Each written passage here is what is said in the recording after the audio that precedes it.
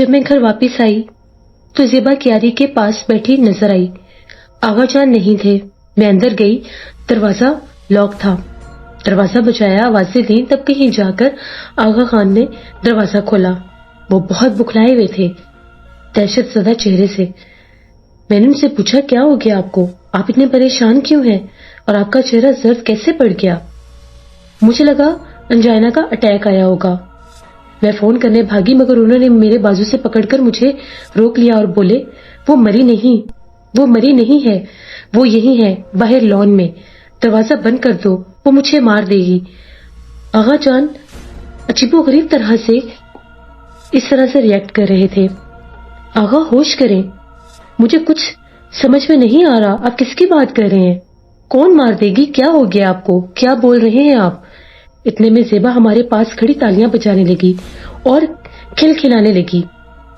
بابا جانی ڈر گئے, بابا جانی ڈر گئے. مما میں بلی بنی تو بابا جانی ڈر گئے. میں نے میاؤں میاؤں کر کے بابا جانی کو بہت ڈرایا اور وہ کہکے لگا کر ہنسنے لگی. وہ ہنستی کھیلتی وجاہت کے ساتھ دوبارہ لان میں جا چکی تھی اور آغا جان پسینے میں شرابور تھے. انہیں تسلی دی, پانی پلایا اور سان بحال ہوئے تو وہ رو پڑے. میں نے زندگی میں پہلی بار اپنے شوہر کو اس طرح سے روتے دیکھا تھا. اذان میاں, میرے لیے بہت بڑی بات تھی یہ. میرا دل اندر سے بجھ گیا تھا. ایک خوف دل میں سما سا گیا تھا, کچھ بہت برا ہونے والا ہے. آغا جان گھر سے جا چکے تھے اور میں بچوں کے ساتھ مصروف ہو گئی. وہ رات بہت دیر سے آئے, بہت گمسم سے تھے. بچے سو چکے تھے. جب وہ بستر پر لیٹے مجھے یاد ہے ان کی آنکھوں میں وہ ترن تھی. میں نے دریافت کیا تو وہ بولے, صبح تم یقین نہیں کرو گی. اچھا چلو رہنے دو. میں نے پھر پوچھا, کیا بات ہے؟ آپ کو ہوا کیا ہے؟ مجھے بتائیں, آپ کیا کہنا چاہتے ہیں؟ تمہارے جانے کے بعد میں اور زیبا لان میں تھے. میں اخبار پڑھ رہا تھا. میری نظر سامنے کیاری پر پڑی جہاں وہ بلی رہنے لگی تھی. زیبا بیٹھی اپنے ہاتھ چاٹ رہی تھی. میں نے آواز دے کر بلایا مگر اس نے سنی انسنی کر دی. میں غصے سے اٹھا اور اس کے قریب جا کر اسے اٹھانے لگا تو اس نے میرا ہاتھ جھٹک کر پیچھے کیا اور میری گردن پر ہاتھ مارا. اس کا ہاتھ مجھے پنجے جیسا محسوس ہوا اور میں نے جیسے ہی ہاتھ لگایا وہاں سے خون رس رہا تھا. پھر ایک دم زیبا زمین پر بل کھانے لگی اور وہی آوازیں آنے لگی جو اس وقت میں نے وہ بلی کو جب مارا تھا تو آوازیں آئی تھیں. اور وہ عجیب و غریب طرح سے غراٹے نکالنے لگی. دوبارہ مجھ پر جھپٹی میں بھاگا. اندر آ کر میں نے کمرہ لاک کر لیا. تمہیں مجھ پر یقین ہے نا؟ سبیہا میری بات کا جواب دو. میں بہت زیادہ بے چین ہوں, مجھے کچھ سمجھ میں نہیں آ رہا. میں جانتا ہوں میری بات پر تم یقین نہیں کرو گی اور یقین کرنا بھی مشکل ہے. میں جھوٹ نہیں کہہ رہا, تم میرا یقین کرو, میں پاگل نہیں ہوں. یہ دیکھو. انہوں نے کالر ہٹایا تو واقعی خراشیں پڑی تھیں جن پر خون ابھرا ہوا سوکھ چکا تھا. میں حیرانی سے انہیں دیکھ رہی تھی. مجھے اس کی آوازیں آتی ہیں راتوں کو. لگتا ہے وہ یہی ہے. اس کی چمکیلی آنکھیں مجھے گھور رہی ہوتی ہیں. اس نے ہماری بچی پر قبضہ کر لیا ہے. سبیہا میری بات کا یقین کرو. کتنی ہی دیر ہم ساتھ لگ کے روتے رہے. ہمیں نہیں پتا تھا کہ ہمیں کیا کرنا چاہیے, کیا ہونے والا ہے, یہ سب کیسے ٹھیک ہوگا. کیا آغا جان اس گلٹ میں مبتلا ہو کر نفسیاتی مریض بن چکے تھے یا واقعی جو معاملہ وہ بتا رہے تھے وہ سچ کہہ رہے تھے؟ آغا جان اور زیبا میری روح کے دو حصے تھے. میں کسی کو کھونا نہیں چاہتی تھی. اتنا کہہ کے آغا جانی پھوٹ پھوٹ کر رو دیں اور میں اپنی کیا کیفیت بیان کروں. یہ معاملہ الجھتا ہی جا رہا تھا. انگنت سوال ابھی بھی باقی تھے اور کہانی میرے اور آپ کے لیے آغا جانی کی آپ بیتی تھی جو نامکمل تھی, اور ابھی مزید کیا کچھ ہونا باقی تھا وہ سب الگ. آغا جانی میں سمجھ سکتا ہوں آپ کا خاندان کس اذیت سے دوچار ہے, لیکن جو بھی ہوا وہ اپنے بچاؤ کے لیے ہوا. تو پھر یہ انتقام کیوں؟ آغا جانی پانی کے گھونٹ بھرتی ہوئی بولی, اذان میاں یہ کوئی انسان نہیں تھی, یہ ایک قتل کا مقدمہ چلتا. یہ سیلف ڈیفینس ثابت کر کے میں اپنے شوہر اور بچی کو بچا لیتی. بلی کے روپ میں وہ کوئی اور مخلوق تھی جس کو ہم سمجھ نہیں سکے اور معافی تلافی بھی نہیں کر سکتے. اول تو اس وقت ہم سمجھ ہی نہیں سکے تھے. آغا جان کی گردن پر خراشیں دیکھ کر مجھے کچھ یقین نہیں آ رہا تھا۔ دوسرے دن ہم نے فیصلہ کیا کہ ہم آغا جان کے ساتھ کسی اچھے ماہر نفسیات سے رابطہ کریں گے۔ ہو سکتا ہے بلی کی اچانک موت آغا جان کے ذہن پر بیٹھ گئی ہو اور یہ سب تماشے کروا رہی ہو۔ ہم نے آغا جان کو راضی کیا کہ ہم آپ کو کسی ذہنی چیک اپ کے لیے لے کر جانا چاہتے ہیں، آپ ہمارے ساتھ چلیں۔ ڈاکٹر ہم سے کچھ سوالات کرے تو آپ نے گھبرانا نہیں ہے۔ ماہر نفسیات کے بالترتیب ہم چاروں سے سوالات کیے گئے۔ اصل چیک اپ تو آغا جان کا ہی تھا۔ مجھے شدید حیرت اس وقت ہوئی جب ڈاکٹر نے ہم چاروں کو نارمل قرار دیا تو اس کا مطلب تھا آغا جان زیبا کے بارے میں سچ کہہ رہے تھے۔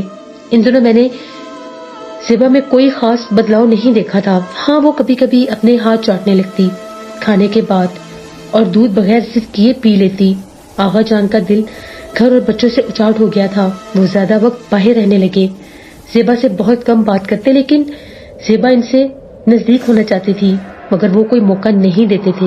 زیبا کی طرف سے جیسے کوئی ایسی بات تھی جس سے وہ بہت پریشان تھے اور میں ایسی کوئی بات محسوس نہیں کرتی تھی۔ میں مطمئن تھی مگر ایک بو اکثر ہمارے گھر سے آنے لگی۔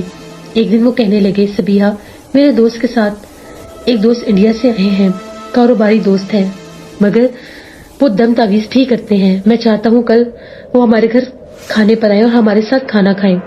مجھے بھلا کیا اعتراض ہو سکتا تھا۔ دوسرے دن جمعرات تھی۔ آغا جان اور ان کے دوست عصر کے بعد ہی آ گئے۔ میں پہلی بار ملی تھی، اچھے انسان تھے۔ سلام دعا ہوا ان کے ساتھ، حال چال پوچھا۔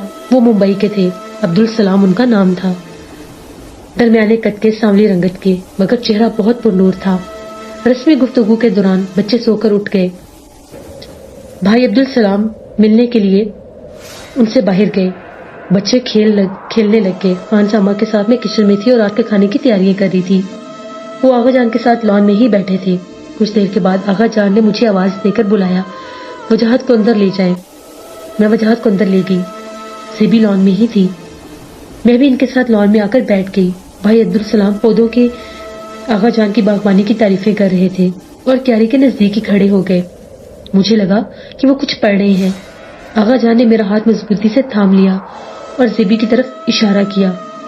اذان میاں، سن سکو گے جو میں کہنے لگی ہوں یا یقین کر پاؤ گے؟ میں نے جواب دیا، جی۔ اب تک وہ سب کچھ سن چکا تھا جس پر یقین کرنا بہت مشکل تھا۔ میں نے سر ہلایا اور نظروں سے اشارہ کیا۔ اذان میاں، زیبی میری بچی، وہ اس بلی کے اندر، وہ بلی شاید وہ مخلوق اس کے اندر چلی گئی تھی۔ وہ اس انداز میں بیٹھی تھی جیسے کوئی بلی بیٹھتی ہے۔ اس کا چہرہ زیبی کا نہیں تھا، اس کا چہرہ کالی بلی کا چہرہ تھا۔ میری چیخ نکل گئی۔ آغا جان نے مجھے بازو سے دبوچ لیا۔ زیبی چلتی ہوئی کیاری کے پاس بھائی عبدالسلام کے نزدیک آ کر لوٹنے لگی اور رونے لگی۔ اس کی آوازیں پوری حویلی میں گونج رہی تھیں۔